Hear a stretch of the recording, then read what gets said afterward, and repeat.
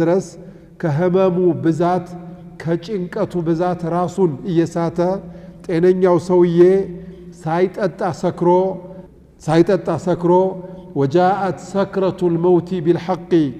ذلك ما كنت منه تحيد بتككل يموت طار موت متبالوا متاچله اي متام يمسله اي درسم يمسله ነገር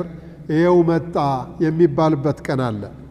ያቺ ሩህ ጉሮሮ ላይ ስትደርስ የሰው ልጅ ይጨነቃል ጭንቀቱም በቃላት የሚገለጽም አይደለም በሐቂቃ በጣም ከባድ ነው على كل حال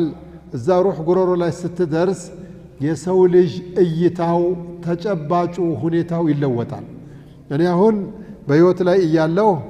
እዚህ መስጊድ ውስጥ ያለውን ሰው አሻግሬ አያለሁ በዞርም እችላለሁ ወደ ግራ ወደ ቀኝም መታጠፍ እችላለሁ ከራበኝ መብላት ከጠማኝ መጠጣት ከፈለኩ ማናገር ወይም